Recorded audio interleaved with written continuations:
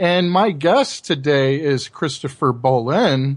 We've had some other shows prior that all related to 9/11. This is my third, a trilogy. Everybody has been looking forward to this show more so than the others. So we can compile all of the research from the other two guests along with Christopher Bollyn's and come together and have a clear picture of who was involved, why 9/11 happened, and some of the how the things took place.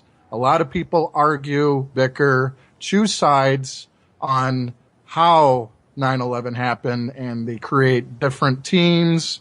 They try to expose one another because they don't agree with their explanation of how 9/11 happened. Planes, no planes, missile, no missiles, nukes, all of the above. So many different aspects of how 9/11 happened, but we should really focus on the who benefited from 9/11. So, Christopher, Mr. Bollyn, welcome to my show. It is a real pleasure, and I also had the pleasure of meeting you a couple months back at a presentation that you held over in Janesville. So I really appreciate you being on my show today. Oh, thank you. It's a pleasure to be with you.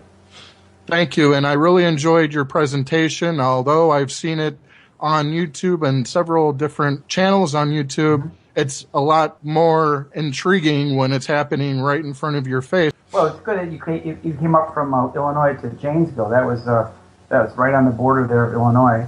Yeah.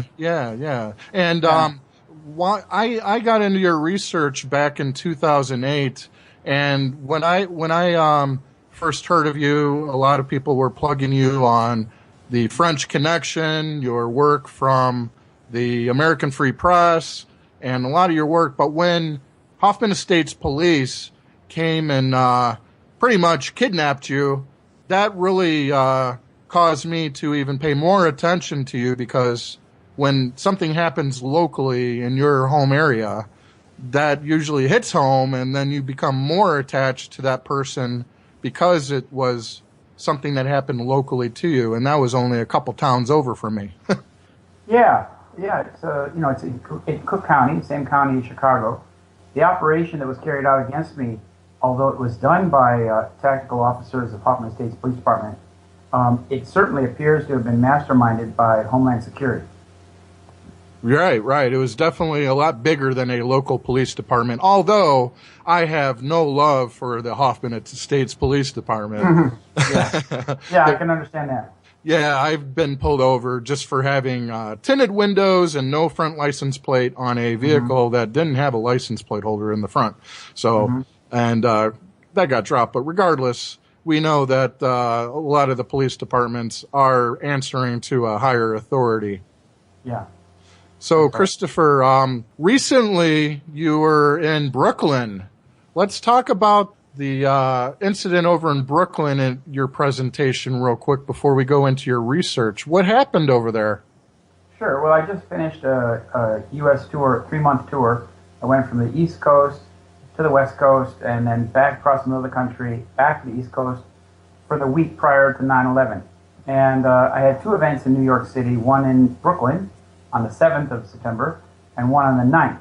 Both events were plagued with harassment from a little Jewish group called Jews for Racial and Economic Justice.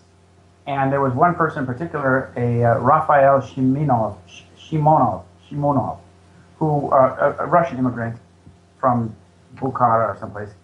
This person and this group, they harassed, they came to the event and they picketed outside, but they did much more than picket. They were very rude. They were shouting. They were forcing their way in. They were infiltrating into the event and then making shouts and things inside the event.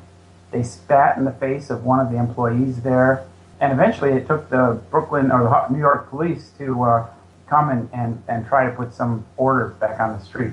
But this is one of these groups that claims to be doing something for the benefit of economic justice or racial justice, but make complete asses of themselves. It's an organized mob. That's all it really is, an organized mob. Hey, Christopher, my network administrator said that if you could be a little louder, possibly talking into Sure. the mic or raise your volume settings on your Skype. Okay, sure. I appreciate that. Okay. And on your website, bolin.com, you write a short article related to that incident, and you mention the different organizations that are tied to the JFREJ. You state that a lot of these different organizations, these think tanks, are also tied to Larry Silverstein of the UGA Federation. Yeah. Well, like this JFREG, the Jews for Economic and Racial Justice. Yeah, this group is supported by the UJA Federation, the United Jewish Appeal / Federation of New York, which Larry Silverstein was the national chairman of. Larry Silverstein, of course, being the culprit number one in the destruction of New York City. He owned all 3 towers that fell that day. He's the guy that talked about pulling Building 7 and all that kind of stuff. He had weekly telephone conversations with Benjamin Netanyahu for about 10 years prior to 9/11. Every Sunday afternoon, New York time, these two men would converse. And then another group is called the Covenant Foundation. And the Covenant Foundation is headed by Susan Crown from the Crown family, the Henry Crown family of Chicago. This family is the family that is involved in both the 9/11 cover-up and the JFK cover-up. And they are the leading family, the controlling family of the General Dynamics Company, one of the largest defense contractors in the United States. They also own the Aspen Institute in Aspen Mountain out in Colorado. And these two families, the Crown family and the Silverstein family, they are among the key culprits in the 9/11 crime and cover-up. And here they are, sponsors of this little group that was protesting me outside in Brooklyn, New York the other day. So it's like, you know, it's not very far away. The apple doesn't fall very far from the tree. This is very close connection to the 9/11 culprits. You also mentioned how the Crown family had owned the Ambassador Hotel Right. that Robert Kennedy was killed in. I also understand that the Sheen family, not the actors, but the Shine. Yeah. Shine, who was allegedly a earlier boyfriend of Roy Cohn. Yeah. Yeah, well, Mayor Shine owned the Ambassador Hotel, and he also owned the hotel down in Florida where J. Edgar Hoover used to go with his boyfriend. Yeah. On those free junkets. And there's a weird connection there with Roy Cohn and the JFK and RFK, because Roy Cohn did not have any love for the Kennedys. Right. But Mayor Shine is the father of his daughter, Mary Lester Crown. Oh, I see. Lester Crown is the son of Henry Crown. So you see, Henry Crown and Mayor Shine are from the same generation. Their children, Shine's daughter and Crown's son married each other, and those are the parents of Susan Crown. Wow, so, the web is broad and deep. But the Crown family is right smack in the middle of both the JFK cover-up and the 9/11 cover-up. In the JFK cover-up, Henry Crown's personal lawyer, a man named Albert Jenner, was sent to the Warren Commission, and he was tasked with determining if there was a conspiracy behind the actions of Lee Harvey Oswald or Jack Ruby. And he, of course, found no conspiracy. And then in the 9/11 cover-up, they were connected to the people at Gene Corley, who wrote the report for FEMA, and also to the Czechoslovakian professor at Northwestern University, Zdeněk Bazant, who produced a paper on September 12th that said that the towers fell because of burning jet fuel. Oh, okay. That's part of the NIST report, right? No. Oh. On September 12th, the very day after 9/11, this Czechoslovakian professor named Zdeněk Bazant, who works at the Henry Crown School of Engineering at Northwestern University, he produced a paper which basically claimed that the towers fell. This is like an ad hoc scientific paper that was written before any evidence could be produced, that said basically that the burning jet fuel could indeed have caused the towers to collapse. And this was a day after the event? Yeah. It was published on September 12th, 2001. Interesting. Also, there's a weird connection there with Roy Cohn with the Lino Corporation, along with Permindex with JFK as well. Yeah? No, but I understand. I can understand all that, yeah. Yeah, I only bring up Roy Cohn quite a bit because of the fact that he was Donald Trump and Roger Stone's mentor. Really? That makes sense. Yeah, so it's just interesting that these characters are now, one, running for president, and then Roger Stone being the right-hand man, the operator behind the scenes for Donald Trump, connected with Alex Jones now, who is a regular guest on the Alex Jones show. Really? This lobbyist, Black, Manafort, Stone, and Atwater, part of the new right that is now becoming what is now known as the alt-right. I don't know if you've heard that term being thrown around a lot lately. So we're seeing a lot of repeat of these characters from old being brought back into the political scene.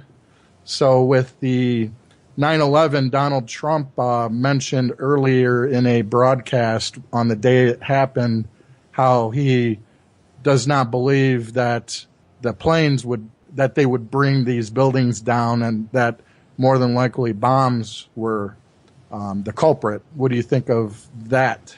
Oh, Trump said that? Yeah. Oh, that's interesting. Well, that's pretty accurate. If he said that the plane fuel could not have brought down the buildings and that bombs were probably used, that's right in line with what the experts have said all along. Right, exactly. And he also kind of, in a way, bragged about now how he's got the largest building in Manhattan, which is kind of plays into his typical ego. Which building is that? I mean, isn't that World Trade Center Tower #1 the biggest one now?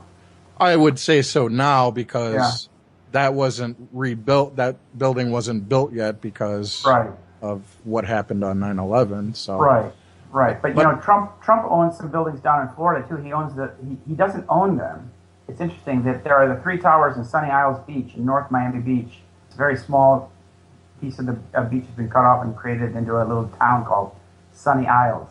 And there are 3 towers there named after Trump, but they're owned by an Israeli family named the Dezers, D-E-Z-E-R. Yes. And they paid Trump to use his name on the towers. And those are the largest condominium towers on American shoreline anywhere. Huh. I know that he's got the connection to International or Resorts International. I think he ended up selling that eventually, but I know that I don't know what happened between you and Michael Collins Piper, but you guys had a lot of valuable information that could have collaborated with one another and could have done some serious damage as a team. Well, I worked with the newspaper that Collins Piper, Michael Bernard Piper worked at for 6 years, and then they stabbed me in the back, and they were involved in the attack on me and in firing me and all that kind of stuff. So they did the same thing to Piper towards the end too. Right, they do it to everybody. They've done it to everybody. If you just read the history of the paper, you'll find that is how they have treated many people in the past, and many of them wind up in prisons, which is where I was looking to be headed to as well. Yeah, I would say that Willis Carto's had some shady dealings in the past. Oh, yeah, I'm sure he has, but he's gone now, and Piper's gone, and Mark Lane is gone. Mark Lane was the owner of the paper, after all. He owns the assets of Liberty Lobby, and he's gone away now. So now the whole thing is, I don't know who's running the place now or who owns the assets. That would be interesting to know. Maybe the wife of Carto? She would certainly know where they went. Sure. Yeah. Absolutely. And now with this incident that happened in Brooklyn, they felt as if that they were exposing you as an anti-Semite and a neo-Nazi in some of these papers. Yeah. There was a... well, that's typical. That's what they always do. Yeah. They, it's like, that's why I put up that piece by Shulamit Aloni, the Israeli parliamentarian, telling Amy Goodman back in 2002 that it's a trick we always use, she said. Yes. When we get criticism in the United States, we play the anti-Semite card, and when it's in Europe, we talk about the Holocaust. And she says it works very well. And this is what they've been doing all along. And so that's what they did in Brooklyn. That's what they did in Tucson, and that's what they've done all along. They've interfered with these contracts, with venues across the East Coast, in Massachusetts and Connecticut, Washington D.C., many places. Sometimes we were unable to salvage the event. There was one case where we didn't have an event that was planned, like in Hartford, Connecticut. But sometimes it wound up being a bonus for us, like in Washington, D.C. We were bounced from having an event at a little Iraqi restaurant, Busboys and Poets, and we bounced ourselves up into the National Press Club, into the winner's room. And we had a standing room only crowd with a full course dinner at the National Press Club. That was great. But what they do is that they want to smear you as an anti-Semite, me, or as a Holocaust denier, or whatever, in order to stifle the discussion and to threaten people that might have a venue or sponsor an event that, we can't sponsor this event. We can't have this man speaking. He's an anti-Semite. And the brain stops functioning there. And that's unfortunate because we as Americans and as free people and as people with our own minds have to get past this the name calling and allowing the name calling to act as a censoring device. If we can't get past that, forget about the truth. I know that's what we exactly have to get through is this politically correct, these terms that are used like racist, anti-Semite, Holocaust denier, white supremacist. It all seems, a lot of it seems to target white people in general, like whites are the enemy of the world. Well, it all comes from one source, actually, and it's all meant to do one thing, and it's to protect Jewish and Zionist crimes, Israeli crimes, and to stifle what they call white people who would be criticizing these crimes. You know, and unfortunately, it looks like there aren't that many black voices speaking out about 9/11 truth, although Minister Farrakhan from Chicago has said something a little bit. There is no real collective force in the United States calling for 9/11 truth. That's very unfortunate because here's an event that changed the history of our country, changed the history of the world, brought us into this new war on terror that's been going on for now 15 years, and you cannot study it, you can't talk about it. It's forbidden to ask questions about it. This is absurd. There should be courses of studies at universities about 9/11 studies. This was the event that changed our country. It changed our world. Even the Holocaust, there should be no reason why anybody should be thrown in jail for questioning the facts and different aspects of anyone trying to investigate different historical events, any historical event for that matter. Of course. The history of World War II should be a subject of study and research, as is the history of World War I or the Depression or African nationalism or women's rights movements or whatever. All subjects of history. The study of Palestine. I just saw that they shut down a course at UC Berkeley about Palestine because the Jewish groups out there didn't like it. That the Palestinians were giving their narrative, the Palestinian narrative of the events of Zionist immigration, Jewish immigration, and colonization in Palestine. They didn't want to hear the Palestinian narrative, perspective, so they shut down the course. It was just a small little one-unit course, but they got it pulled. That's the clout that Jews have in America. They get themselves organized about any particular issue, and they apply pressure, and they shut people up. That has to stop. I understand that course is now reinstated with some stipulations that they've engineered the course to not be as anti-Semitic as what it originally was, in their own words. Mm-hmm. Well, I mean, anti-Semitic's a nonsensical term in this case because the people of Palestine are just as much Semites, if not more so, than the immigrants from Poland and Russia. Exactly. And some people question the validity of the Jewish people in Israel today as even being Semitic in the first place. Mm-hmm. Yeah, could be. Well, yeah. There's that whole 13th tribe concept. Oh, yeah. But about the Ashkenazi. Well, I mean, that's very basic. You can see that for yourself. Look in the book of Genesis, and you can see it's all based on the term Shem comes from descendants of Shem, one of the sons of Noah.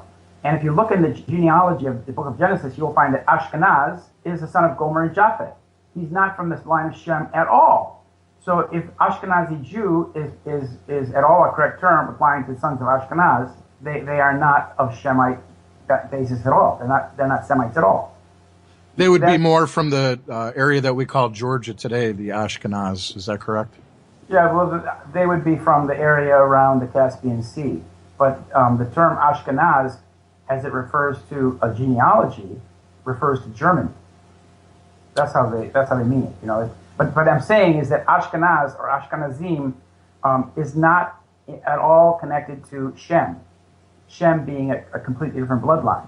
This is just using their own genealogy from the book of Genesis. Not saying that this is accurate, but that's what they believe. Now they have DNA tests that are being utilized in order for the right of return to Israel as being allowed to become citizens of Israel. Oh God, what will they think of next? Yeah, it's purely racist, and that's why I question any American who would support the Zionist ideology. Because if you're an American, we've come to cherish this idea of one man, one vote. No discrimination based on race or religion.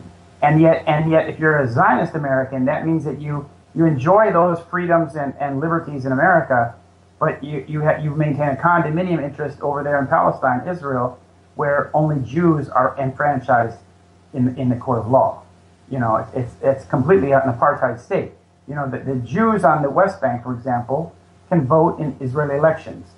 Their neighbors, the Palestinians, cannot. It's completely apartheid. And you'll also see a lot of the Jews that put out their propaganda that, well, there's 1 million plus Arabs living in Israel that have all of the same rights as we do, and they're equal citizens. But when you look at the Israeli caste system, they even have a caste where the Sephardim are below the Ashkenaz, and then the Mizrahim are below them, and then you've got the Ethiopian that are below them. Yeah, that's true. Basically, it goes along the color of skin. And the Ashkenazim and these Jews from Poland and Russia are the elite. The German Jews are the elite. And then, of course, as you said, the darker-skinned Jews from Spanish countries or Arabic countries or Egypt or Somalia or as you said, Ethiopia, they're in the lower class. Yeah, it's a very racial country. Anybody who's lived there can tell you that. You also see people of the alt-right today who commend and actually, some of them are what you would call Jew-wise, but at the same time, you'll also see a lot of the figureheads of the alt-right praising Israel for their borders and their security and their racial consciousness. So there's this teaming up of the Israelis with the right, which normally you would call Christian Zionists. Yeah. So there's this. Well, it's the fortress mentality. Mm-hmm. It's the fortress mentality, and the Israelis are trying to spread this mentality to Europe and America. They've been doing it with these airport security companies and this idea of building a wall. Mr. Trump calls for building a wall along the Mexican border. This is absurd. This is absurd. You don't need to build a wall. You just need to have proper procedures in place in your country to make sure that people that are there and are working and are receiving benefits are fully entitled and credentialed and legal to do so. I mean, you don't have to build a wall against Mexico, for crying out loud. That's absurd. It would be great to enforce the borders and of course. And control who comes in and vet whatever immigrant that is vetted appropriately, so that you know that their background, they're going to provide or add benefit to your nation.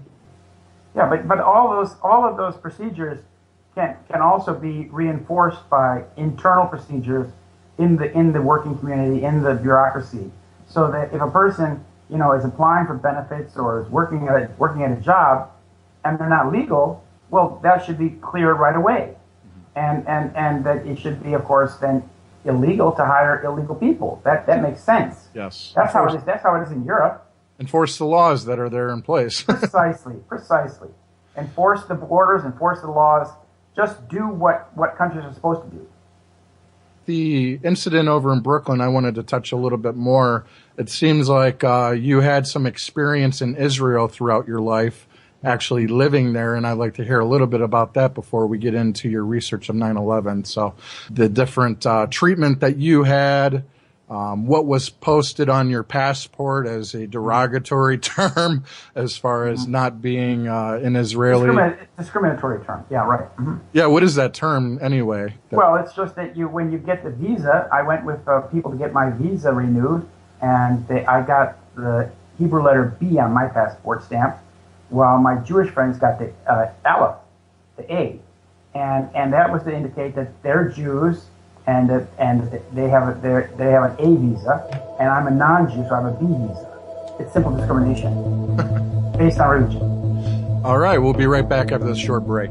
Welcome back, everybody, to Circus Maximus. I'm your host, Nick, and on the line with me I have Christopher Bollyn. Christopher, your life in Israel, what was that like? Okay, well, I was born in Chicago and grew up in a place called Schaumburg Township. And I finished high school in 1975, and I was a Boy Scout and Eagle Scout, but I was also an acolyte in church, attending Mass. Yeah, well, I spent a lot of time in church listening to the Bible and the preachings and stuff.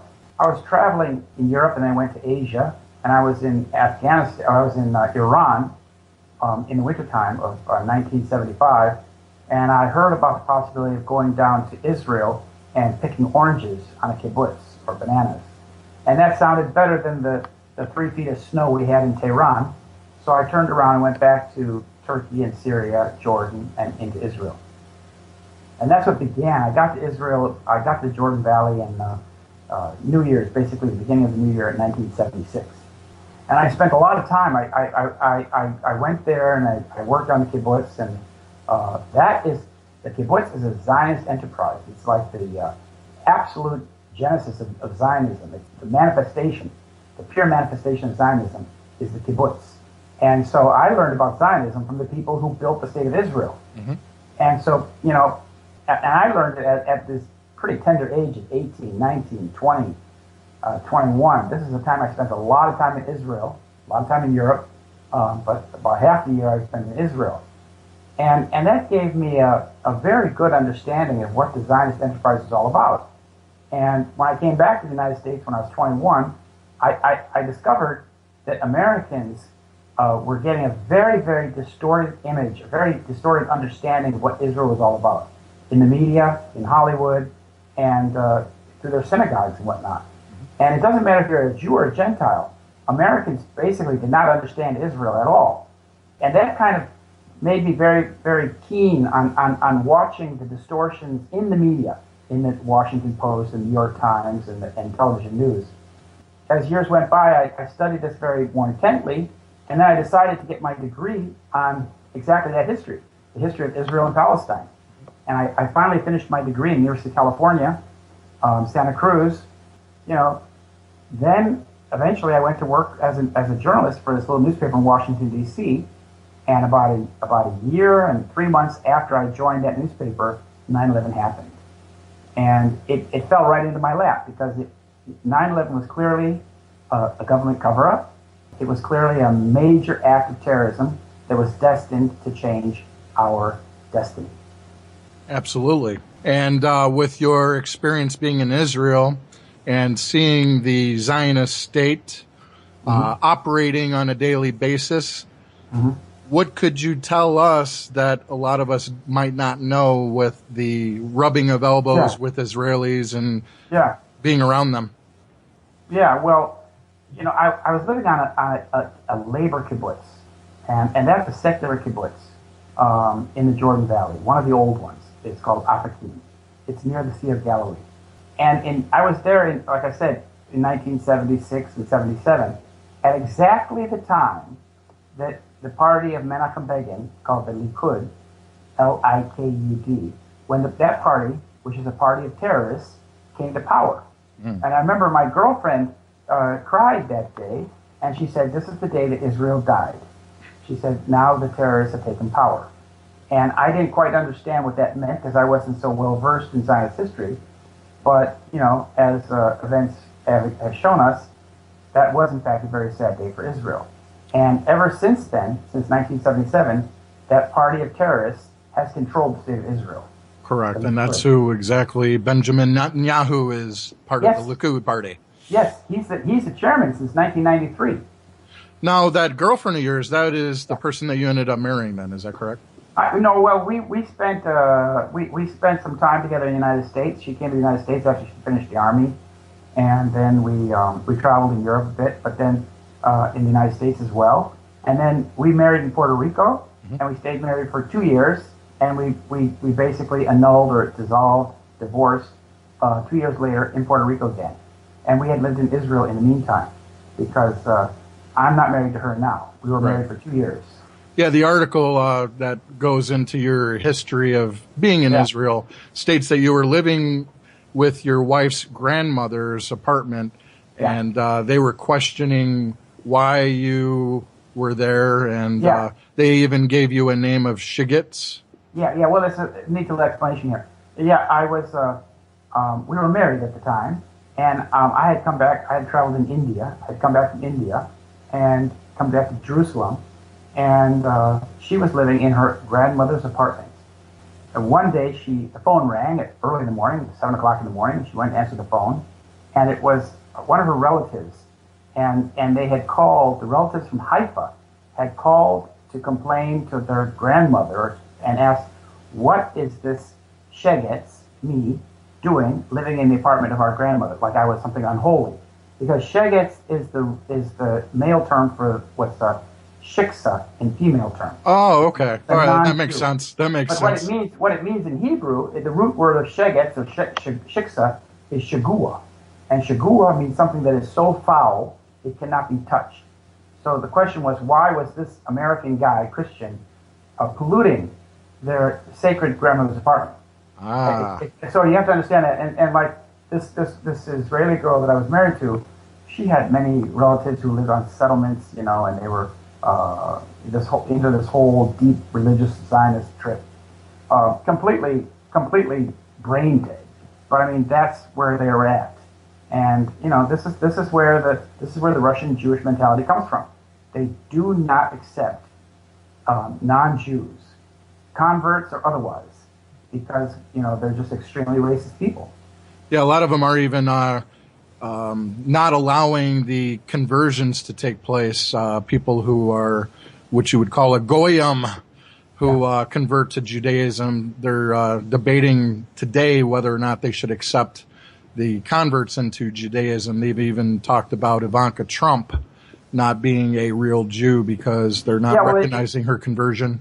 In the state of Israel, the Orthodox Jews have a monopoly on power, so that the Reform Jews, the conservative Jews, their reforms do not count. You have to go through an Orthodox conversion. And the Orthodox, they determine the law in Israel, the rabbinut. And so that's why they're now demanding that all businesses close on Saturdays, even in Tel Aviv. So Israel's going through its own, basically, civil war between these different strands of Judaism. Well, doesn't that benefit to have the Arabs there to be the Shabbos Goy to do the work on Sabbath for them? Yeah, but they haven't used those in a long time. They use now Romanians, basically slaves.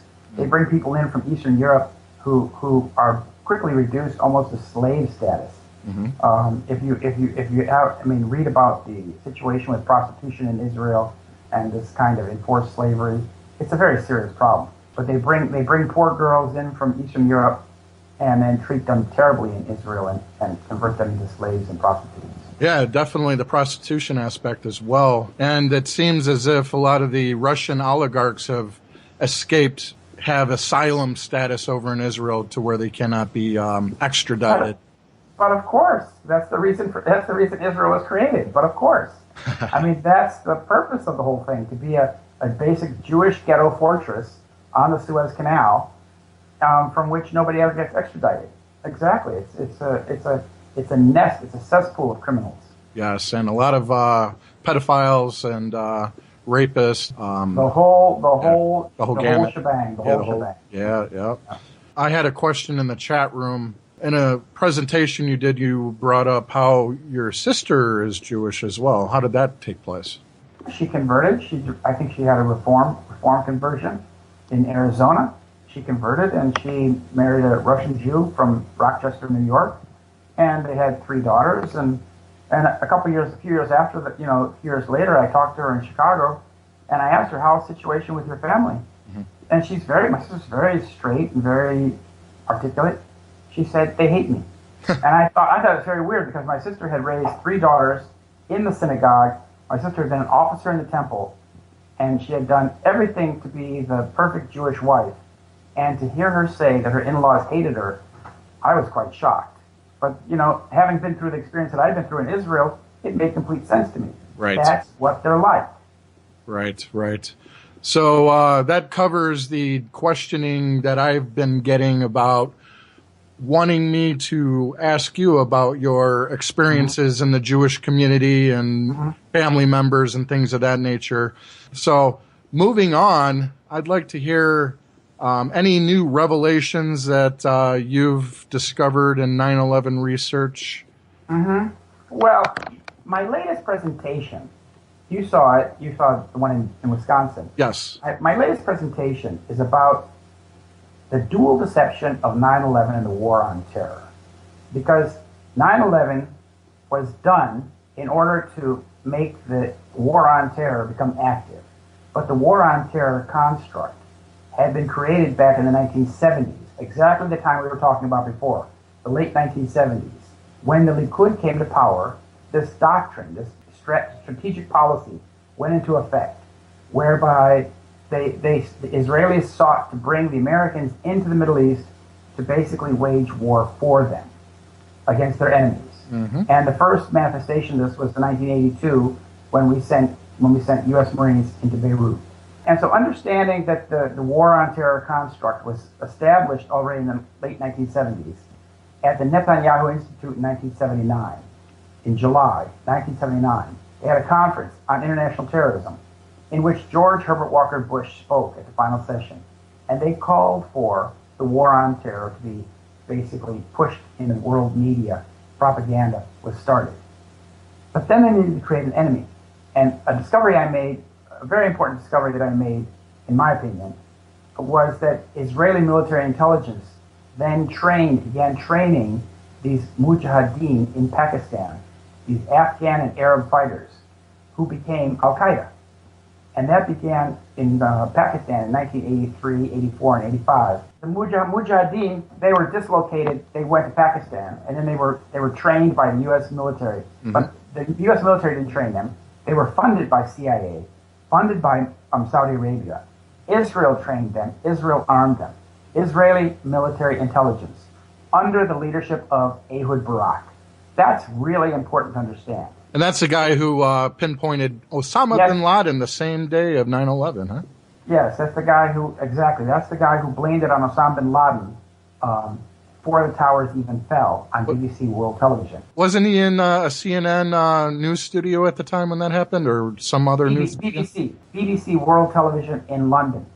And it's the largest English broadcasting in the world. And before either tower fell, he said that we know who did this, Osama bin Laden did it. What's important to understand about him is that his military intelligence officers trained Osama bin Laden in 1984 in Pakistan. It all goes back to Israeli military intelligence creating the bad guy. Yes. And that's what we're fighting today. In ISIS is just Al-Qaeda morphed into Syria and Iraq.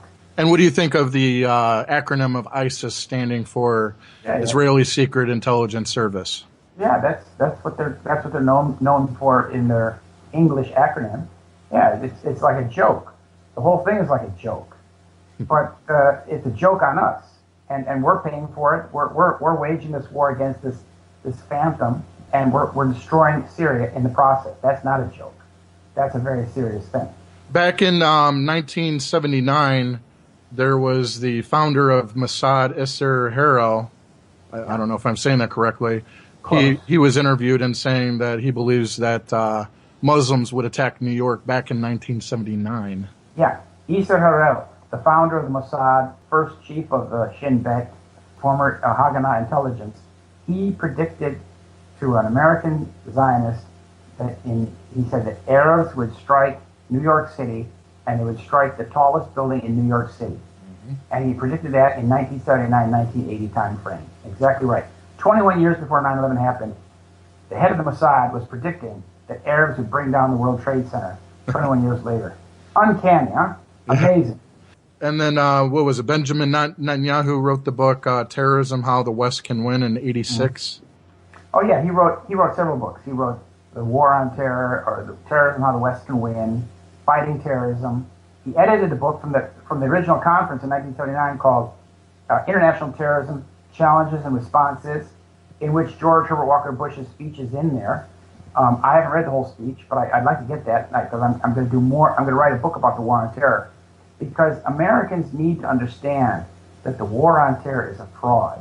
It's a complete fraud, and we're paying a lot of money for it. We're paying $100 million a day just to wage war in Afghanistan. We're paying, a huge amount of money to fight ISIS, more than $11 billion so far. We're giving Israel $38 billion over the next 10 years. It's like the Israelis and these fraudulent wars are bleeding us dry. Just the other day, it was Ted Cruz, McCain, and a few other, Lindsey Graham and a couple other people were going to the Senate to actually try to raise more funding for Israel, at least a few more billion from what I saw on the news. Yeah, well, that's what that passed. They succeeded. They got the memo of understanding. It just passed the other day. It's going to be signed by Obama and all that stuff. It calls for $38 billion over a 10-year period, which is basically a 30% increase because we've been giving Israel about $3 billion a year. Now it goes to $3.8 billion over the next 10 years. Well, yeah. I mean, Netanyahu said recently, he said, we don't need American money. We could do just fine without American money. And then they increase it. What's going on here? Lies, lies, lies. That money we should not be giving Israel any money, period. No, I mean, come on. Israelis have a higher standard of living than most Americans do. They have all of the benefits of free medical and all that kind of stuff. So we're basically, it's a transfer of money from the poor working Americans. It's taking the food off the table of poor people in our country and giving people that have plenty of food on their table and are just waging war across the Middle East. Why should we be funding this ethnic state that to which most Americans could not even visit as anything but be tourists like I was? American non-Jews are not welcome in Israel. Why are we paying for them? Now the Yinon plan, the Greater Israel plan, seems to be kind of the template of what's happening in the Middle East. Wouldn't you agree? Kind of, completely. The Yinon plan calls for the Balkanization of the Middle Eastern states like Iraq and Syria, and that's exactly what's being done. And Israeli leadership have been calling for recognizing that, for example, Iraq will now be broken into 3 pieces. Syria will be broken. Libya has been broken. Sudan has been broken. Yemen has been broken. They're all broken.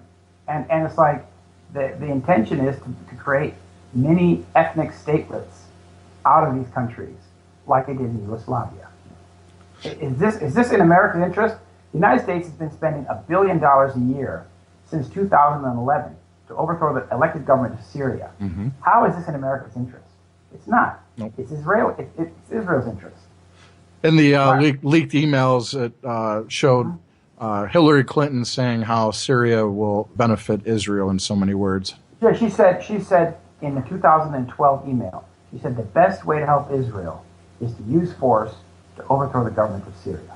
And this has been one of the largest media propaganda campaigns that I've noticed in my research history is what's going on in Syria, along with the psyops of this NGO, the White Helmets. Have you looked into the White Helmets? Well, yeah. I mean, there's so much going on in Syria right now. We don't know what's true or what's not true. I've heard that there's been a lot of Israelis were killed the other day. I heard, and officers from the United States and Qatar. These are the rumors that go on in war. But right now, the struggle is very intense for the city of Aleppo. And Aleppo is the largest city in Syria. It's like 6 million people. It's like New York City is to the United States of America. And so the war is very intense there. The United States government has been funding all of these militia groups who are fighting against the government of Syria. And then the United States went and bombed a bunch of Syrian troops who were fighting ISIS. And then as soon as they finished the bombing, the ISIS troops went on the attack against Syrians who had been pummeled by the American planes. And then the next day, a UN convoy gets hit by, we don't know who. America is blaming the Russians or the Syrians, but it's very likely that it happened in rebel territory. It's very likely they were hit by rebel artillery. We don't know. But until the facts, how can it be that there's any gray misunderstanding about what happened? The United States, the Russians, everybody seems to have good, radar intelligence and good oversight of the airspace of Syria. Mm-hmm. I mean, they can certainly know if planes were involved. They should be able to prove that. Now, with Russia having a huge Jewish influence for quite a while, mm-hmm. how do they play into the Syrian conflict? Do you think that they're an ally of Syria, or are they playing both sides of the field here? No, I think that they're playing. They're supporting the government of Syria. Okay. I don't think that there's any sort of dishonesty there. Okay. The Americans are doing all that stuff. We're fighting the government of Syria. Mm-hmm. The Assad regime is being supported by Putin and the Russians, which is good. They're longtime allies. I mean, the Russians have a base on the coast there and have had it for a long time. Russia and Syria have been friends for a long, long, long time. Okay. There's nothing new about that. Wasn't sure if maybe there's some deception there and maybe an ulterior motive on the Russian side of things.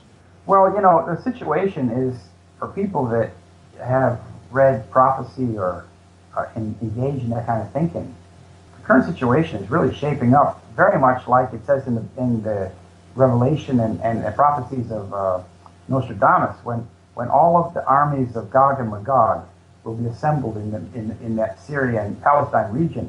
We're in a situation like that right now. This is a very pregnant situation. And unfortunately, the Syrian people are paying a huge price for it. Hopefully some good will come out of it, but it's hard to see what kind of good is going to come out of a situation when you destroyed half of a country, plagued half a country. Absolutely. Now, do you think that the Bible, the Revelations, Nostradamus, these mm-hmm. prophecies are being used as a template to make happen, to kind of go off of this, to use it as a template?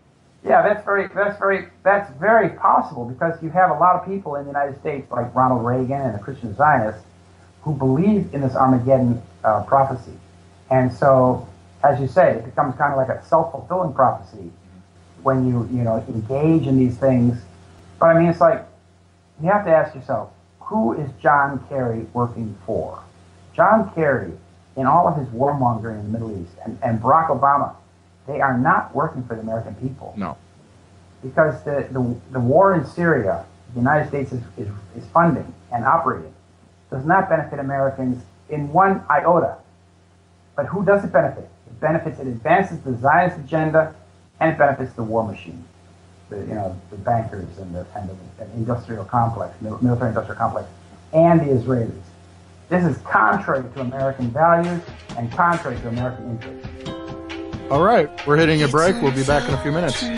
Welcome back, everybody, to Circus Maximus, and I'm your host, Nick, for the final hour, and we have Christopher Bollyn, the go-to guru of 9/11.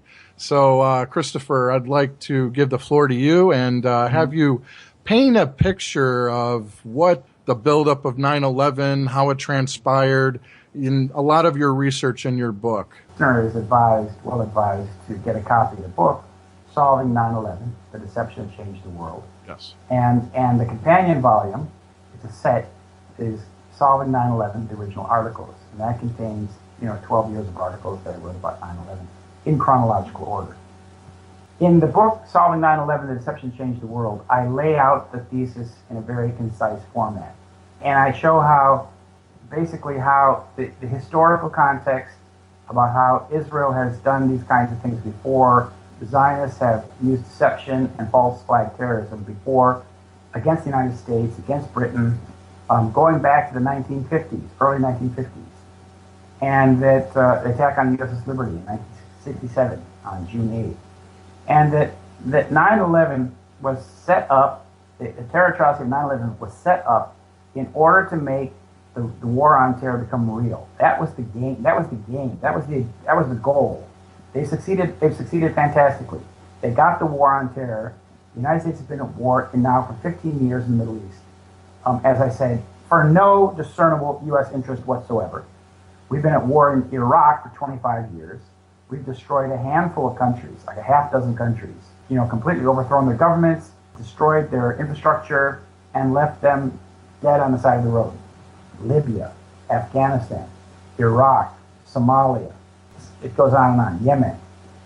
So understanding who did 9/11 and why they did it is where my work is unique in the 9/11 literature. Other people will talk, for a great length about what happened, what didn't happen, the minutia, the details. That doesn't really matter. We do know that the Twin Towers existed on September 10th, and on September 11th at 5 o'clock at night, they did not exist. And in the process, about 3,000 people were killed. And ever since that time, the U.S. government and the mainstream media have lied to us. They've lied to us for 15 years about what happened. This is the unforgivable crime. For our government to lie and for our media to support that lie indicates that both the media and the government that we live under are controlled by the people who carried out 9/11. Completely agreed. So can we talk about a lot of the different players, the companies involved, the different put options, things of that nature that took place, the people involved that you've pinpointed? The key players, some of the key players, of course, would be George Herbert Walker Bush and Dick Cheney. I mean, they were the executive branch of the government that day. And they postponed, delayed any proper investigation. And people have to understand, there never was a criminal investigation of 9/11. No criminal investigation. 3,000 people were killed in broad daylight. And rather than investigate it as a crime, the government said, oh, this is an act of war. And based on that being an act of war, we're going to go to war against Afghanistan, because that's where we think these bad guys came from. None of that had to be proven. Nothing was ever proven. They never proved that Osama bin Laden did it or Al-Qaeda did it or anything like that. Just based on the allegations and the charges, we went to war. And that's where we've been ever since. That's why my book is called Solving 9/11. Because I could see from the very beginning that the government and media were in cahoots and giving us a false narrative, and based on that false narrative, they were taking the country to war. Now, the key players would be, besides those two men, Michael Chertoff and John Ashcroft at the Department of Justice. These men should have led the criminal investigation. They didn't. Of course, Larry Silverstein, the Zionist man who owned all three buildings that fell that day. Larry Silverstein, the man who had a very close relationship to Benjamin Netanyahu. Of course, Benjamin Netanyahu, the Israeli prime minister, he's a key suspect, as is Ehud Barak, and there's a whole host of others. You would basically have to arrest the whole Israeli government, especially the Likud party. In order to solve this crime, it's going to require something like a revolution, in which all of these people that are in power are taken down and then sorted out. Because we're not going to, under the current construction of the government that we have right now, this fraudulent democratic notion we have of government, we're not going to get 9/11 truth from this power structure that currently exists. Well, the people that run our government, as I said, who run the media, are themselves the culprits of 9/11. So the only way you're going to actually get any solution to this problem is there would have to be an overthrow of the government. There would have to be a removal of the criminals from the elite branches of the government, and then a prosecution. So you can see what a tall order that is. That also eliminates the possibility of having our future president options that we have before us, relying upon them to help us solve this crime, where you have Hillary Clinton complicit with so many different war crimes, and you also have Donald Trump with so many different Jewish Zionist connections as well, whereas he's even running a political campaign, political offices in Israel right now as we speak. He has more campaign offices in Israel than the major player states here in America. Yeah. Well, I mean, these are the candidates. These are the chosen candidates for us. You know, they did not rise on their own merits on the support of the American people by any stretch of the imagination. You know, they rolled out Jeb Bush and Hillary Clinton 2 years ago as if these were the anointed ones. This is the absurdity of American elections, unfortunately. As you said, neither of these two candidates is going to deliver 9/11 truth. 9/11 truth will not be delivered to the American people. 9/11 truth will have to be fought for. Yes. And that you have to understand. It's not going to ever come to us. We have to get it ourselves. And that's why I wrote the book, because people have to understand that we've come to expect that certain things will come be delivered to us. Certain things will come as they should come, like crimes will be solved, injustices will be corrected. No, we no longer live in that reality. We now live in a reality where injustices prevail and crimes go unsolved, uninvestigated. Yeah, that's why it's vital that people like yourself are going to organizing these speaking events to enlighten others so that then they can spread the message and then other people are then awakened so then we can gain a critical mass. Yeah, hopefully. Yes. I mean, that's the idea, but it's been 15 years now and we've made some progress, but it's interesting to see that I have the only people who attack me, the only people who come out and criticize me, the only people who try to stifle me or to block my venues are invariably emails from Israel or Zionist Americans or these Zionist groups like this group in New York. What does that tell you? And I added a comment in my website the other day. I said, is it really wise for American Jews to be seen as standing up against 9/11 truth? I mean, how much sense does that make? I mean, how obvious do you want to be? I am not anti-Semite. I'm not any of this kind of thing that they call me. I'm simply investigating a crime. The fact that the evidence indicates that Israel was deeply involved in 9/11, it's not my fault, and it's not their fault. But why are they defending it? Exactly. And it's the same thing that goes back to the Holocaust. Why not be allowed to investigate it without worrying about repercussions? Exactly. And the two seem to be part of that connection, one helping create the state of Israel, and then 9/11 helping expand the state of Israel. Well, the whole thing is based on deception. Yes. Even the state of Israel is based on deception, deceiving the Jewish people themselves.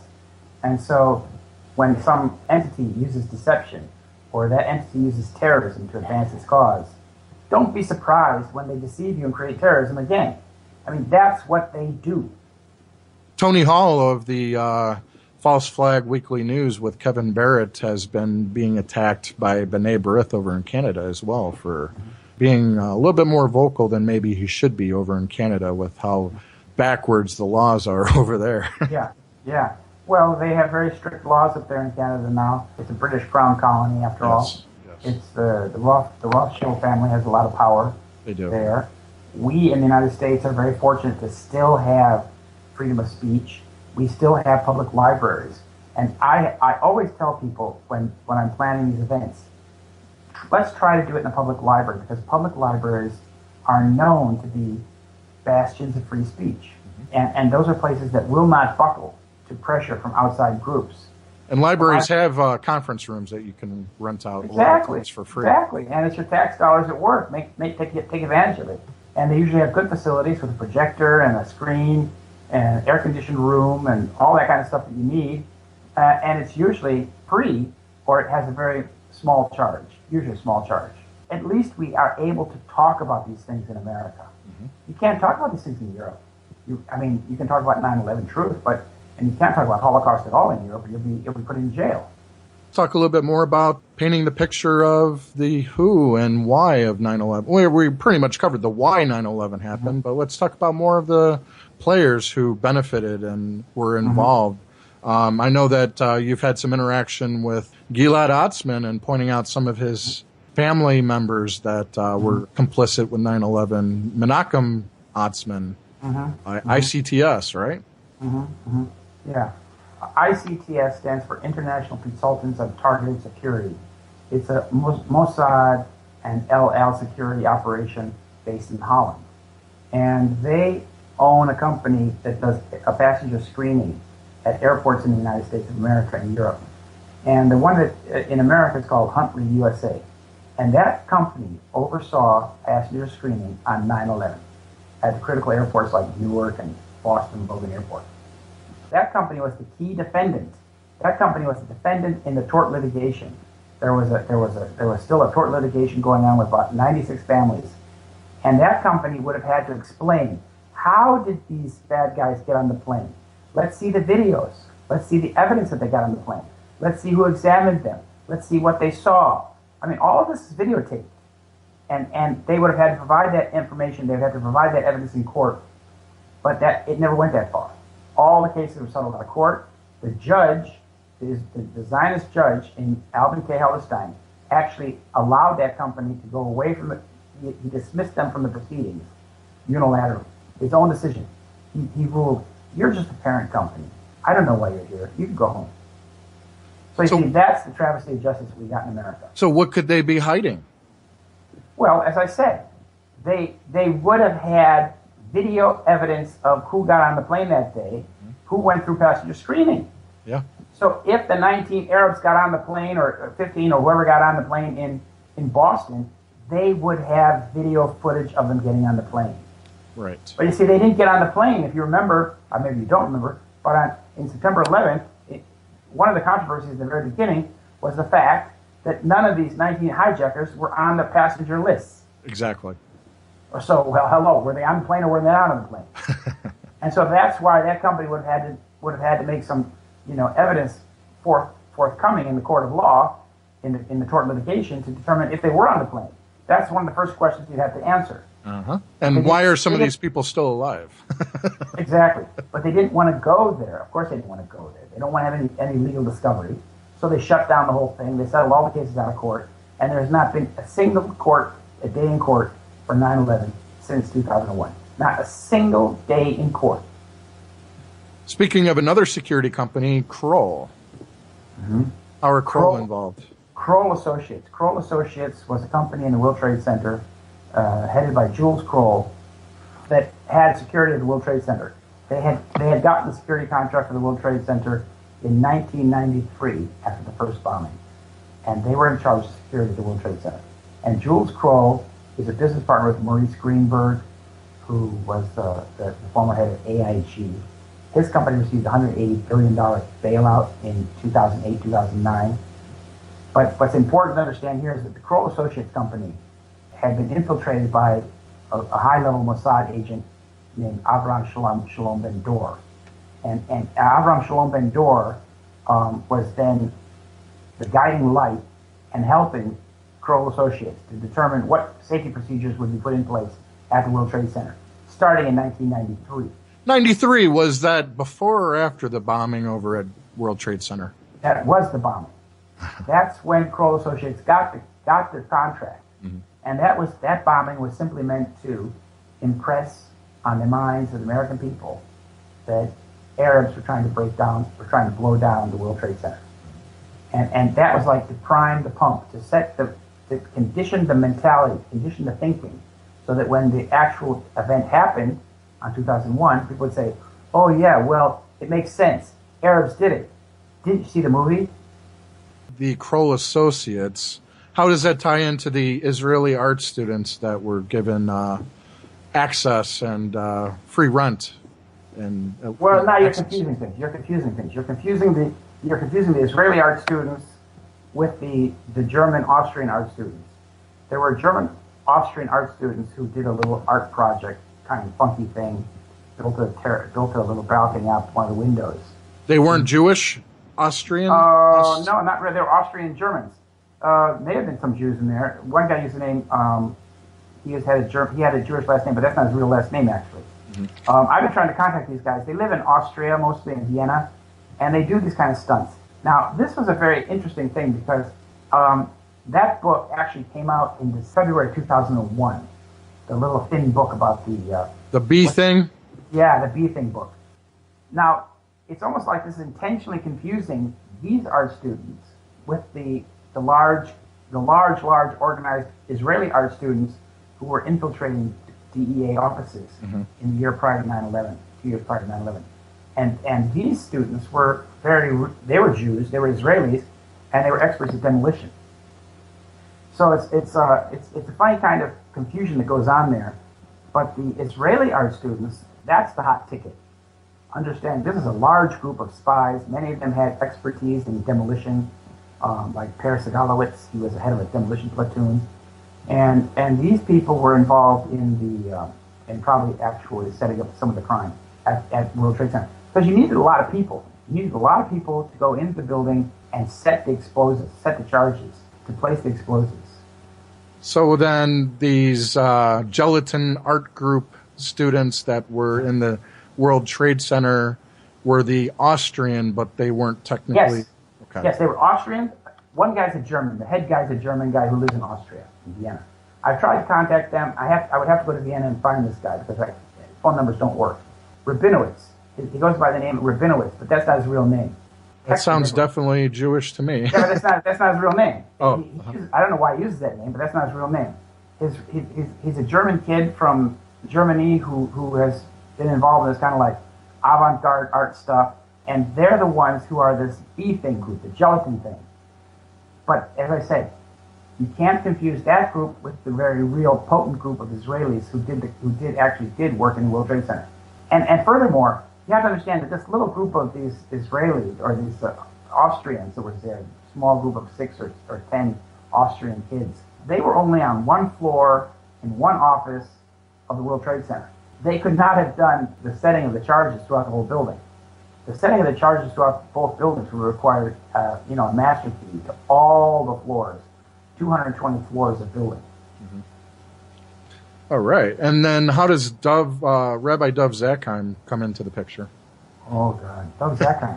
Well, he was the comptroller of the Pentagon. Uh-huh. He's a rabbi. He studied his rabbi. Became a rabbi at a place called Jew University in London, and he was the controller of the Pentagon, comptroller, and he oversaw the budget there and the head bean counter. And as we now know, that the day before September 11th, Defense Secretary Rumsfeld announced that I think $2.3 trillion was missing, with a T, from the Pentagon budget. As we also know, the section of the Pentagon that got hit was the accounting office where they were in charge of looking for the missing money. Correct. So it's like there was this massive heist done. Throughout the 9/11 story, you see that gold was being stolen, evidence was being stolen the night before 9/11. And then in order to cover the crime, the vault was exploded in Building 6. So it's like 9/11 was a crime within a crime within a crime. Mm-hmm. And the deception is just as convoluted as the crime. So more about Dov Zakheim, didn't he have some sort of assets in some technology companies as well related to the airplanes?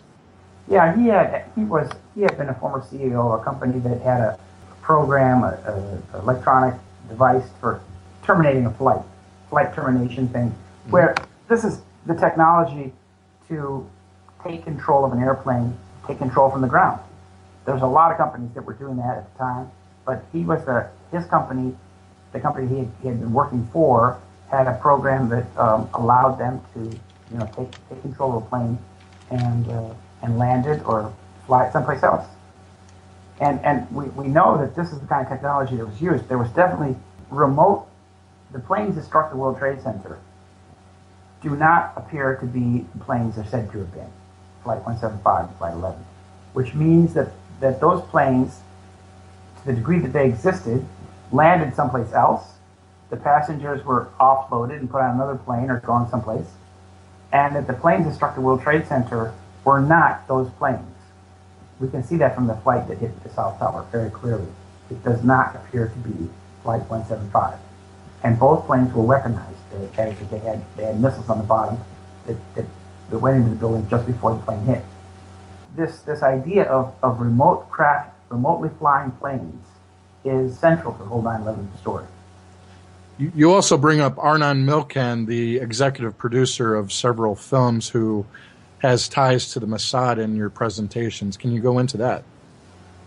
Well, Arnon Milchan, or Milchan, he is a Hollywood producer. He made JFK and Pretty Woman. He was Israel's top agent in the United States. for an organization called LACOM, LAKAM. And LACOM was set up to collect and to obtain the components for nuclear weapons that Israel needed for their nuclear arsenal. And this man, Arnold Milchan, in Hollywood, set up a company and exported to Israel 850 nuclear triggers. These are the triggers that detonate nuclear bombs. And all of his employees were indicted and held responsible and put in jail. But he wasn't, because he's untouchable. Mm-hmm. So that's the kind of agent that he is. And he made a movie in 1978, the first movie he ever made, actually, in which the key scene is a Boeing 747 smashing into the Pan Am building. What was the name of that movie again? The Medusa Touch. Medusa Touch. He also was involved with Fight Club, too, where you see the Twin Towers collapsing in the background. Oh, really? Yeah. How interesting. he made a film. He also made a film with Rupert Murdoch in the year 2000 called The Lone Gunman, in which exactly that happens. A passenger aircraft is hijacked and flown into the World Trade Center using remote technology.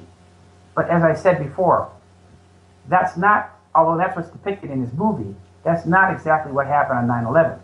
On 9/11, we're led to believe that passenger aircraft were flown into the World Trade Center. The evidence indicates that they were not passenger aircraft. Well, with the Medusa Touch, the mind control of the ability to control the aircraft could also be a metaphor for remote control. Yeah, it was Richard Burton. I haven't seen the movie. I should look at it one day. But Richard Burton had telekinetic powers. Yes. Yeah, so that would be a metaphor possibly for remote control. Yes. Sharp observation. So in a way, we see a lot of predictive programming happening before 9/11. Exactly. Predictive programming. I call it ideation, but predictive programming is a very good term. Yeah, that's exactly what we see. They in the movies and in the the images and the stories and whatnot. This idea is put out into the public mind of this atrocity happening, so that when it happened, it was kind of like it resonated with the films people had seen already. And then that ties into the term cognitive dissonance in a way too, right? Well, I don't know. Cognitive dissonance is a little bit different. That's like when things don't fit into your worldview. But if you watch the movie, if like I said, if you've seen the movie and you think that Arabs could take down the World Trade Center, then when it does happen, you're very likely to think that, yeah, wow, just like I saw in the movie, Arabs took down the World Trade Center. Makes a lot of sense. Now, when you come along, when I come along and say, well, this is like an Israeli operation, not a Muslim operation, that's where the cognitive dissonance fits in. People say, wait, he's blaming our strategic friend and ally for a crime, a terrible crime. That does not fit. And then that's where they have cognitive dissonance, because the evidence that I provide, I make the case that this was an Israeli Zionist operation, and because that does not fit with people's worldview, that's where they're going to have problems. Welcome back, everybody, for the final half hour of our program. So, back with Christopher. I have a question in the chat room. How does Major General Amos Malka tie into this? Oh, Amos Malka. Oh, boy. I never heard of him before. No, I've heard of that guy before. I have. But I would have to look at my notes to, I'd have to do some biographical sketch material of him. Amos Malka. Yeah, he's probably tied in there. He's a high-level Israeli military guy. Yeah, it says from the Wikipedia, military intelligence directorate. Directorate. Yeah, Major General. Yeah. He was probably the head of military intelligence at the time of 9/11. Okay, and I understand that he's also on the board. He's a chairman of the board of a company called Niotron. I don't know if that rings a bell. No, it doesn't. Okay, all right. That was just a question from our chat room. So. A spy tech company. It's Niotron. So, all right. Okay. Speaking of other companies, Amdocs, Comverse, P-Tech. How are these all tied into 9/11? Oh God! You have to read Chapter 7. Yeah. Well, P-Tech is a very funny company. That was an Israeli-run company that was an Arab front, had an Arab front to it. The owners were ostensibly Lebanese Muslims. Mm-hmm. But this company provided the enterprise software that was running on all the computers in the U.S. military and government on 9/11. Converse and Amdocs are similar software companies. These companies are central to the understanding the computer crime that occurred on 9/11. Because on 9/11 was a very sophisticated crime and involved a lot of computer hacking and super user access, as I said, to military computers and government computers. For example, so that when the aircraft F-15 fighters left Otis Air Force Base on Cape Cod to go to New York, they wound up being directed off into the ocean, off over the ocean, mm-hmm. where they did nothing. Right. Now this makes no sense, but when you understand that the computer systems were completely hacked on 9/11, and that a foreign hand was in there meddling with the computers, then you understand what these computer companies can do. Plus, it didn't help that there were drills going on the same day, right? Right. That's all part of it. And P-Tech had been in the basement of the FAA for 2 years prior to 9/11, working with another company called MITRE, from mm-hmm. MIT, MITRE. MITRE and P-Tech had been in the basement of the FAA looking at exactly this interoperability issues between the military and FAA exactly in the event of such a crisis. You have to read my work on P-Tech, my chapters on P-Tech, to understand more about that. And then with Amdocs and Converse, how do they tie in exactly? Oh, they're very much involved in the whole kind of spy ring that was going on. Amdocs basically does all the telephone billing and records for the American telephone networks. It's very odd, isn't it? Mm-hmm. But and Converse is a company that was involved with Odigo.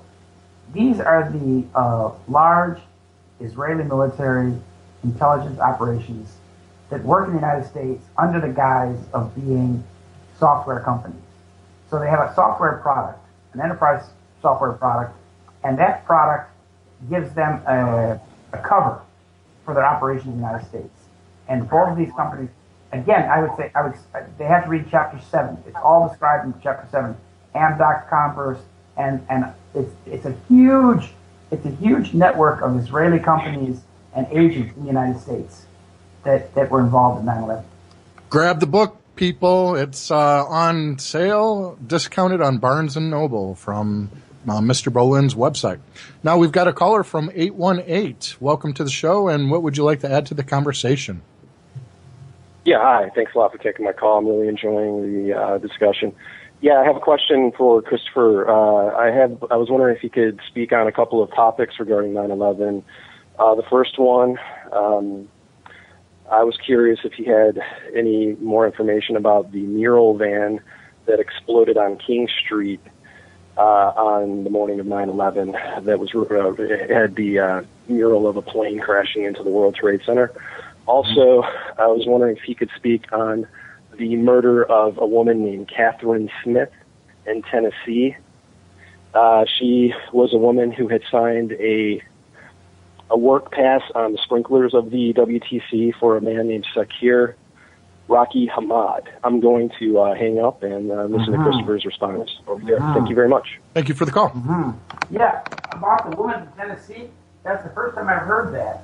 So, if the caller would be so kind as to write to me to my email, bollyn.books@yahoo.com, or through feedback on the website, I'd be very interested to look at that more about the sprinklers. That sounds very fishy. And the first part of the call, the first part of the question was about, what was he calling about the first question? I think the van with the mural with the plane crashing into the Twin Towers. Well, there were, on 9/11, there were all kinds of reports in the media about, vans blowing up by a tunnel. There was a van that blew up, and there were Israelis that were involved in that one too. It actually exploded. And I think he said it was on King Street. Yes, that's what he said. That was reported in the electronic media. I don't know if that ever got printed in the mainstream print media. And then there was this picture of a van from Urban Moving Systems. This is this front operation that the Israelis had in Weehawken, New Jersey. That was set up to basically be involved in the 9/11 setup. And there's a fake moving company right across the river from the World Trade Center. And they had a van out there, one of these kind of large, middle-sized moving vans, that had a mural painted on the side of an airplane smashing into a building with a big flame, big, exactly like 9/11.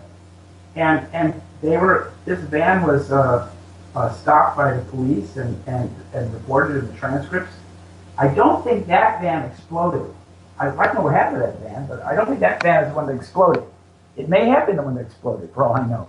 But I mean, these are just, when I called the Israeli embassy about a week after 9/11 and asked them how many Israelis had been arrested in connection with 9/11, I offered the number 80, and she said at least that many. So there were a lot of Israelis that had been rounded up after 9/11 because they were all over the place. And the whole company was raided. Urban Moving Systems was raided. But the FBI raided them, and the head of the company fled. He fled Israel. Yes. How can this be? The FBI is like those cops, those crazy cops that they can't stop anybody. I mean, this is a person of interest. This is a company that's completely suspected of being tied into 9/11, and they let the guy run away to Israel? This is absurd. Carl Cameron report from Fox News that got pulled, that seemed to reveal quite a bit of detailed information about Israeli involvement, huh? Yeah, well, he was talking about the art students a lot. He was talking about that DEA document, an internal document about their investigation of these Israelis who have been spying all across the country, Texas, Florida, California, Arizona, everywhere. And they had been spying on, they had been trying to infiltrate DEA offices. And this is the same group, very large group of art students who lived in close proximity to the alleged hijackers on 9/11. Mm-hmm. And you have to understand, a very important point about these alleged hijackers in Florida, many of them had lost their passports, and many of them had received duplicate licenses. So what you have is you have a situation where you have two people going around with the same identity. This is an old Mossad trick. They're laying a false trail. So that, there's one Mohammed Atta going around with his license, there's another person going around with a Mohammed Atta license who looks just like him and is leaving a false trail in his name. And to understand this, you have to read The Little Drummer Girl, a book by John le Carré, written with the help of Israeli military intelligence. What was the name of that book again? The Little Drummer Girl. Oh, I saw the flick. It was but probably movie, not as good as the book, of course. Yeah, because the movie leaves you kind of befuddled. You have to read the book to understand what's going on. Read the book. That's really very, very, because then they explain how and why they do this. And that's what they did on 9/11 with those Arabs. They left a false trail in their name, a false history. The guys in these discos and these nightclubs and putting money in the panties of a dancer and drinking vodka and making threats and everything. Of course, the passports that were picked up at the scene of the crime. People's credentials survived the crash in Shanksville or the Pentagon or the World Trade Center. Forget about it. It doesn't happen like that. That's false trail. I'm just saying the idea that people's passports or credentials would survive these crashes in the World Trade Center, the Pentagon, or Shanksville is preposterous. Exactly. It is, absolutely. Now, with these dancing Israelis, were they a decoy to allow some other operations to take place, do you think? Or were they... That's a good question. They were seen in New Jersey. They were arrested by New Jersey cops. And when they were arrested, the van tested positive for explosives. The men had box cutters, had duplicate passports, had thousands of dollars stashed in their socks. Now, they worked for Urban Moving Systems. They worked for that company in Weehawken I was talking about. And the situation is with them is, my understanding is that they also had Arab clothes in the car. So that when they were videotaping and doing this, they may very well have been wearing like Arab keffiyehs, the headdress draped over their shoulder, to make it look like they were Middle Eastern, because the AP report that came out on about midday on September 11th said that the FBI was looking for 5 Middle Eastern men. Well, how do they know they're Middle Eastern? I mean, just because their skin is kind of darker or hair is darker? Or was it the Arab clothing? I've spoken to William Rodriguez, and he told me that Arab clothing was found in the car. So it may have been that they were wearing this Arab headdress at the time that they were doing the filming, which would be to leave a false impression that they were Arabs. You understand? Yes. And also with the transcripts took place on at least one of the airlines, they state that the person seemed to be of Arab descent, whereas an Israeli could also look right. Arab descent. Right, exactly.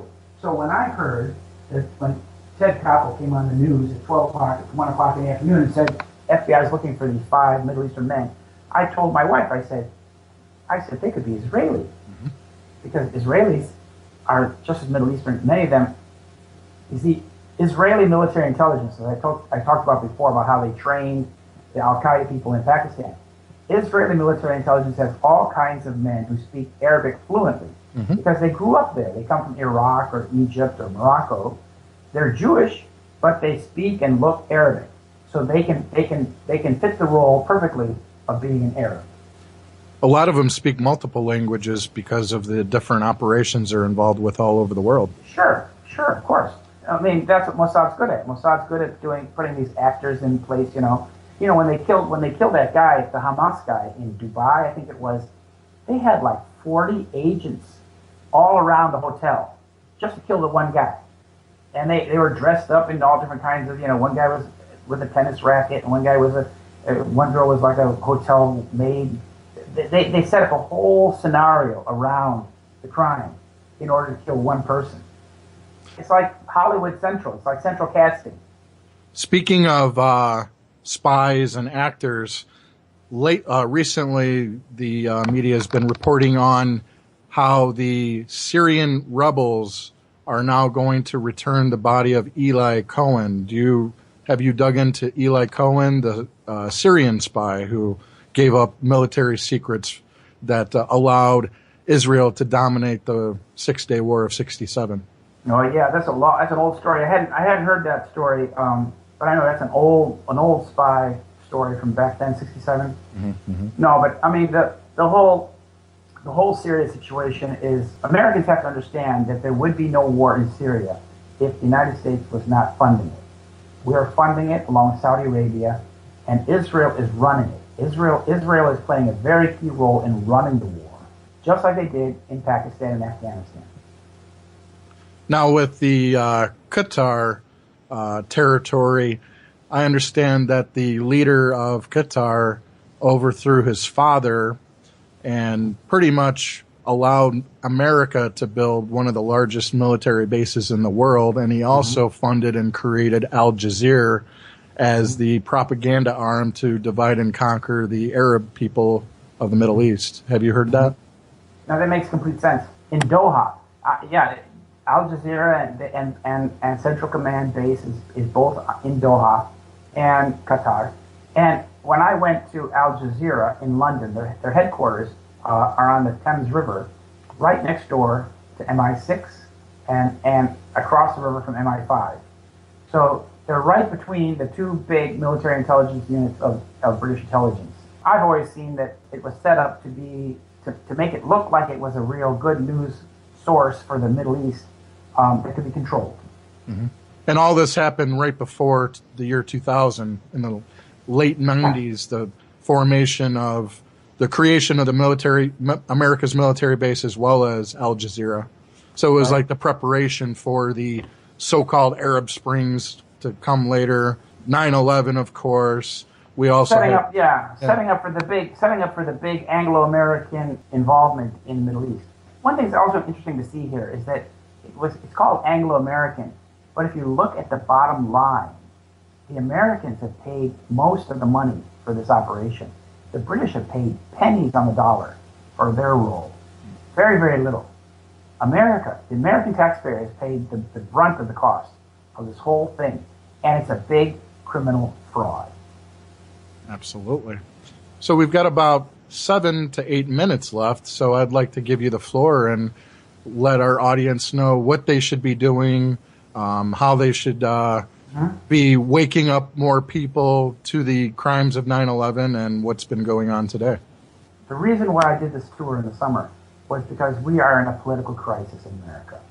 You know, we're stuck in this war now 2.5 decades long in the Middle East, and nobody gives us a way out. Okay, maybe the Green Party talks a little bit about peace, and libertarians talk a little bit about, you know, this and that. But really, in our two-party system, nobody is calling for an end to the war on terror. No, like the New York Times reported in September 4th this year, they said the strategy in Syria is a non-issue. What is this? America, we're fighting a war, we're fighting a major war in the Middle East, and it's not an issue? It's not being discussed, it's not being talked about in the media, and it's not being talked about by the candidates? So our predicament is, how do we get out of the war? And there's 3 things that we have to do as citizens, as just simple citizens. We need to act. Well, first we need to inform ourselves. Then we need to organize, and then we need to act. Those 3 things: inform, organize, and act. And the best way to inform yourself about the fraud, the dual deception of the war on terror and 9/11, is to go and watch one of my recent presentations on YouTube. That doesn't cost you a nickel. And you can go to YouTube and click in Bollyn, write Bollyn in there, Bollyn, and watch one of my recent presentations. You know, I spoke all across the country, and you can see exactly what I'm talking about. You can see the evidence. And then if you want to get the evidence, you know, really want to understand it, get a copy of my book, Solving 9/11, The Deception That Changed the World. You can get it from my website, Bollyn.com. And then you'll be able to understand that we've been lied to. Because it's important to understand that a nation that is deceived is a nation that is enslaved. It would also help to not join the military to feed the fuel to the fire. Oh, yeah. Oh, yeah. My son wants to be a fighter pilot. I'm telling you. You know, they've got it so that kids are attracted to this. They think that this is a wonderful, glamorous thing to do, to go off and fly airplanes and drop bombs at people. And I tried to raise him to understand the cost of war and the pain of war. But, you know, when you play flying games and video games, you think that it's painless. In fact, it's very, very painful. You know, the American veterans have paid a huge price, and there's a very high suicide rate among U.S. veterans, and a very high rate of depression and psychological disorders as a result. There's nothing glamorous about fighting a war. And games like Black Ops don't help much either. It definitely conditions them to think that being involved with the military is glamorous. Yes. I mean, the military has a huge industry to recruit young people and to make it look fun. And these games have been developed to desensitize people to killing. I mean, this is the brutalization of our culture, as if we needed any more brutalization, huh? That's exactly it. And you know, it's very unfortunate that a lot of young American kids don't have very many good options to start with. And the entertainment industry is completely tied. They call them now Armed Forces Career Center. They don't call them recruiting stations anymore. They're called Armed Forces Career Center. Yes. As if you go there and plan your career. It's a career option, you know. It's completely upside down. We should not be fighting wars in Syria, Iraq, Afghanistan. This is none of our business. We should absolutely get all of our troops back from those countries and get ourselves out of this quagmire that we've dug for ourselves, because this is the path to destruction. And that's why, you know, I spent the last 3 months going across my country explaining this to people. But it's like 9/11 Truth. You have to understand, 9/11 Truth is the peace movement. And I really do appreciate all of the hard work and effort. You don't charge for these conferences whatsoever that I know of. Right. I entered with no charge, and I don't think you do charge for any of them. Sometimes a venue does charge, like nominal charges at some places. Mm-hmm. Like in Brooklyn, I think there was a charge. Kept some of the riffraff outside. Yeah, that makes sense. But sometimes there's a charge to cover the venue. But usually they're free. Like I said, usually in the library. But all of my material is available online for free. OLLYN.com. And as I said, my videos, the presentations that I've done all across the country are available on YouTube for free. So you don't have to get out of your easy chair to understand what I'm talking about and to see the material. Please visit Christopher's website at bollyn.com. Like he said, all of his research is offered for free. And please contribute to the cause by purchasing his book. You also have a children's book as well, right? Yes, I do. ABC Zoo, a very nice children's book for the very youngest readers. And I wanted to point out, I think you're in Chicago, aren't you? Yes, I am. Yeah, well, in Chicago, the mayor of Chicago is a key culprit in the whole 9/11 setup, Rahm Emanuel. Yep. You know, and that, you know, people, that's how intertwined this whole thing is in our political reality. That, you know, this Mossad agent who was in the White House in Bill Clinton's time and Barack Obama's time is now the mayor of your hometown and my hometown. And his father was involved with the King David Hotel bombing. No, his father was involved in the gang that killed Volker Bernadotte.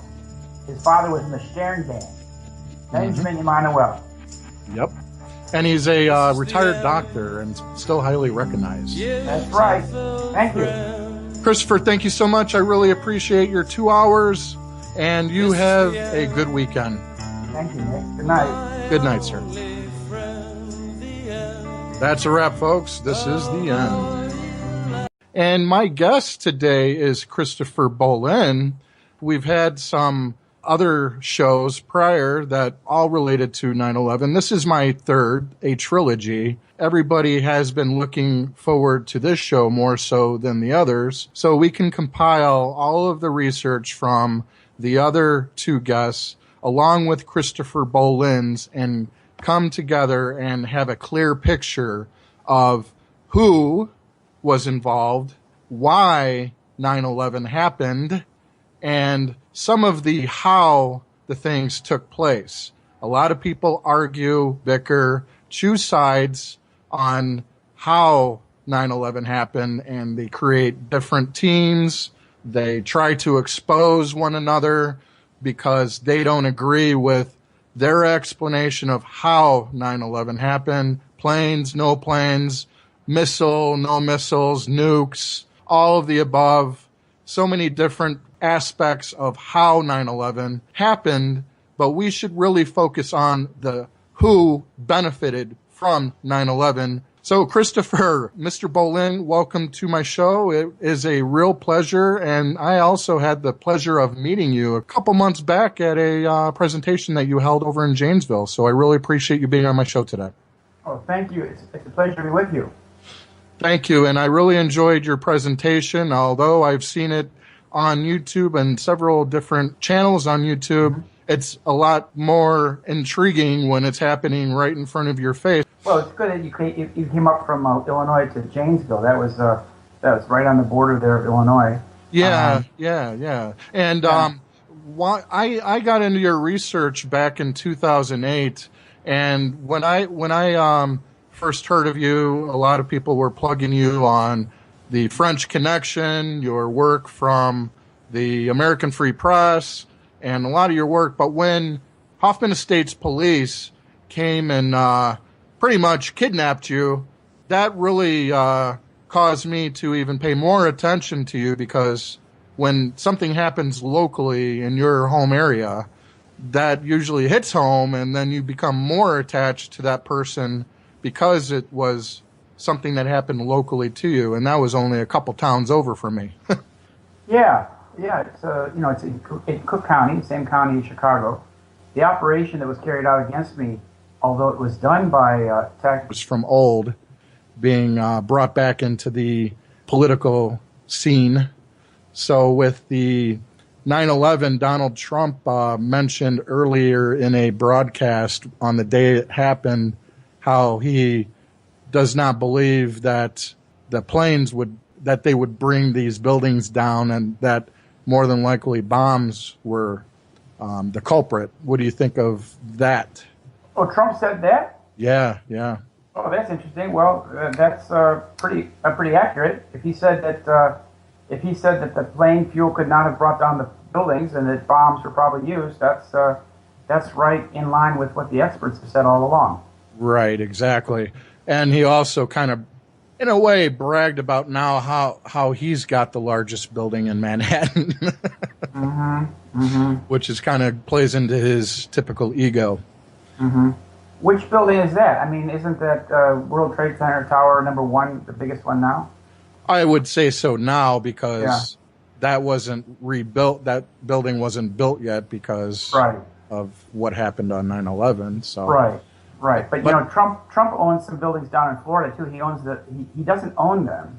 It's interesting that there are the 3 towers in Sunny Isles Beach in North Miami Beach. It's a very small piece of the beach has been cut off and created into a little town called Sunny Isles. And there are 3 towers there named after Trump. But they're owned by an Israeli family named the Dezer, D-E-Z-E-R. Yes. And they paid Trump to use his name on the towers. And those are the largest condominium towers on American shoreline anywhere. Huh. I know that he's got the connection to International or Resorts International. I think he ended up selling that eventually, but I know that I don't know what happened between you and Michael Collins Piper, but you guys had a lot of valuable information that could have collaborated with one another and could have done some serious damage as a team. Well, I worked with the newspaper that Collins Piper, Michael Bernard Piper worked at for 6 years, and then they stabbed me in the back, and they were involved in the attack on me and then firing me and all that kind of stuff. So they did the same thing to Piper towards the end too. Right, they do it to everybody.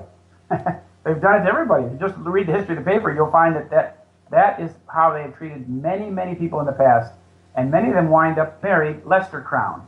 Oh, and Lester Crown is the son of Henry Crown. So you see, Henry Crown and Mayor Shine are from the same generation.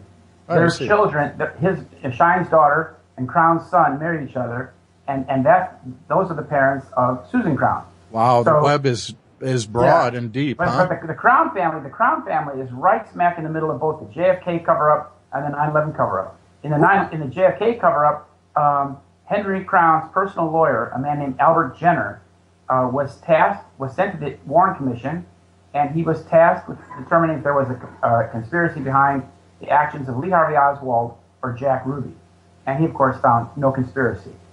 And then in the 9/11 cover-up, they're connected to the people at Gene Corley, who wrote the report for FEMA, and also to the Czechoslovakian professor at Northwestern University, Zdeněk Bazant, who produced a paper on September 12th that said that the towers fell because of burning jet fuel. Oh, okay. That's part of the NIST report, right? No. Oh. On September 12th, the very day after 9/11, this Czechoslovakian professor named Zdeněk Bazant, who works at the Henry Crown School of Engineering at Northwestern University, he produced a paper which basically claimed that the towers fell. This is like an ad hoc scientific paper that was written before any evidence could be produced, that said basically that the burning jet fuel could indeed have caused the towers to collapse. And this was a day after the event? Yeah, it was published on September 12th, 2001. Interesting. Also, there's a weird connection there with Roy Cohn with the Lino Corporation, along with Permindex with JFK as well. Yeah? No, but I understand. I can understand all that, yeah. Yeah, I only bring up Roy Cohn quite a bit because of the fact that he was Donald Trump and Roger Stone's mentor. Really? That makes sense. Yeah, so it's just interesting that these characters are now, one, running for president, and then Roger Stone being the right-hand man, the operator behind the scenes for Donald Trump, connected with Alex Jones now, who is a regular guest on the Alex Jones show. Really? This lobbyist, Black, Manafort, Stone, and Atwater, part of the new right that is now becoming what is now known as the alt-right. I don't know if you've heard that term being thrown around a lot lately. So we're seeing a lot of repeat of these characters, REJ. You state that a lot of these different organizations, these think tanks, are also tied to Larry Silverstein of the UGA Federation. Yeah. Well, like this JFREG, the Jews for Economic and racial justice. Yeah, this group is supported by the UJA Federation, the United Jewish Appeal / Federation of New York, which Larry Silverstein was the national chairman of. Larry Silverstein, of course, being the culprit number one in the destruction of New York City. He owned all three towers that fell that day. He's the guy that talked about pulling Building 7 and all that kind of stuff. He had weekly telephone conversations with Benjamin Netanyahu for about 10 years prior to 9/11. Every Sunday afternoon, New York time, these two men would converse. And then another group is called the Covenant Foundation. And the Covenant Foundation is headed by Susan Crown from the Crown family, the Henry Crown family of Chicago. This family is the family that is involved in both the 9/11 cover-up and the JFK cover-up. And they are the leading family, the controlling family of the General Dynamics Company, one of the largest defense contractors in the United States. They also own the Aspen Institute in Aspen Mountain out in Colorado. And these two families, the Crown family and the Silverstein family, they are among the key culprits in the 9/11 crime and cover-up. And here they are, sponsors of this little group that was protesting me outside in Brooklyn, New York the other day. So it's like, you know, it's not very far away. The apple doesn't fall very far from the tree. This is very close connection to the 9/11 culprits. You also mentioned how the Crown family had owned the Ambassador Hotel, right, that Robert Kennedy was killed in. I also understand that the Sheen family, not the actors, but the Shine, who was allegedly a earlier boyfriend of Roy Cohn. Yeah. Well, Mayor Shine owned the Ambassador Hotel, and he also owned the hotel down in Florida where J. Edgar Hoover used to go with his boyfriend. Yeah. On those free junkets. And there's a weird connection there with Roy Cohn and the JFK and RFK, because Roy Cohn did not have any love for the Kennedys. Right. But Mayor Shine is the father of his daughter, officers of Hoffman Estates Police Department. It certainly appears to have been masterminded by Homeland Security. Right. It was definitely a lot bigger than a local police department, although I have no love for the Hoffman Estates Police Department. Yeah, I can understand that. Yeah, I've been pulled over just for having tinted windows and no front license plate on a vehicle that didn't have a license plate holder in the front. So, and that got dropped. But regardless, we know that a lot of the police departments are answering to a higher authority. Yeah. So, Christopher, recently you were in Brooklyn. Let's talk about the incident over in Brooklyn in your presentation real quick before we go into your research. What happened over there? Sure. Well, I just finished a U.S. tour, 3-month tour. I went from the East Coast to the West Coast and then back across the middle of the country, back to the East Coast for the week prior to 9/11. And I had 2 events in New York City, one in Brooklyn on the 7th of September and one on the 9th. Both events were plagued with harassment from a little Jewish group called Jews for Racial and Economic Justice. And there was one person in particular, a Raphael Shimonov, who a Russian immigrant from Coeur or someplace. This person and this group, they harassed. They came to the event and they picketed outside, but they did much more than picket. They were very rude. They were shouting. They were forcing their way in. They were infiltrating into the event and then making shouts and things inside the event. They spat in the face of one of the employees there, and eventually it took the Brooklyn or the New York police to come and try to put some order back on the street.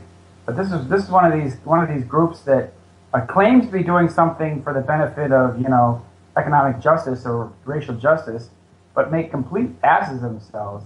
It's an organized mob. That's all it really is, an organized mob. Hey, Christopher, my network administrator said that if you could be a little louder, possibly talking into the mic, or raise your volume settings on your Skype. Okay, sure. I appreciate that. Okay. And on your website, bolin.com, you write a short article related to that incident, and you mention the different organizations that are tied to the JF